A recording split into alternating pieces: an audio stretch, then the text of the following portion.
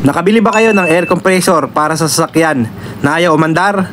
Tara, samahan nyo ako at ayusin natin ito. Ito na, testing na natin. Iyon oh, at gumana na siya mga idol. So for today's video mga idol ay inspeksyonin natin kung bakit ayaw umandar yung car air compressor natin. So ganito po ang itsura niya mga idol at ito ay nabili ko lang ito sa Shopee. Malaking tulong ito sa atin kapag tayo ay naplatan sa malalayong lugar tulad na wala tayong makitang vulcanizing shop. So makikita nyo umiilaw yung car charger natin at dito natin isasaksak yung air compressor.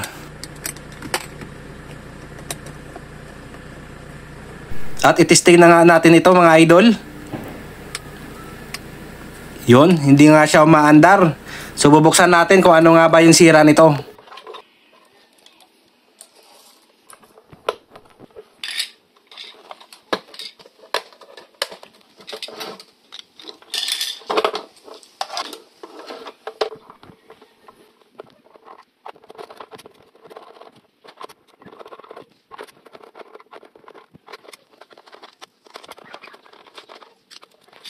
At ito nga yung mga parts sa loob niya.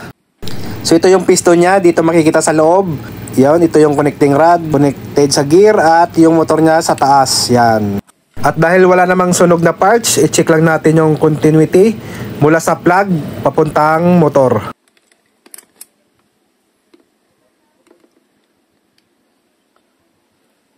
At na-confirm nga natin na isang line ay hindi putol. At syempre, iti-testing din natin yung isang linya. At dahil wala akong makitang sign na problema nito, napagpasyahan ko na kunin ang isang bagong air compressor natin at para may compare ko. At ito nga, may napansin ako sa kanyang plug na parang may kulang. At confirm nga, ito yung plug ng ating bagong air compressor. Makikita nyo, meron siyang parang nipple. So, titingnan natin kung anong sa loob nito.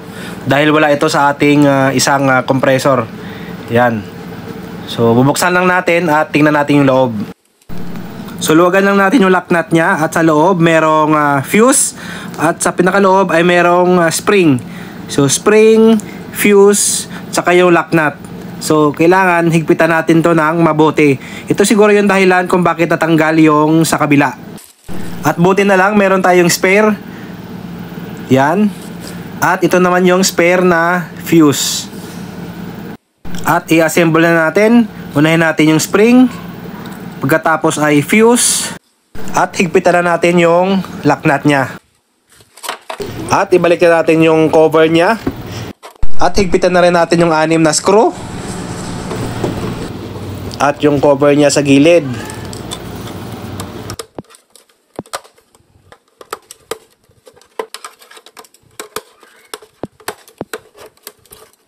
At i-testing na natin ito para magkaalaman na.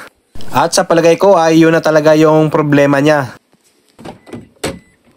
At papanda rin na nga natin yung sasakyan. May saksak na natin yung air compressor natin.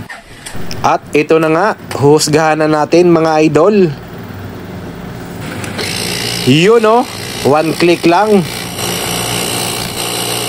Takpan natin ang kamay kung tataas nga ba yung pressure niya. So okay naman, so bibigyan natin ng warranty ito mga idol. 3 months yung warranty nito. Okay.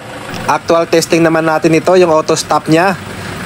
So 34 yung gulong natin. Taasan lang natin, iset natin sa 34.5. Okay, let's start.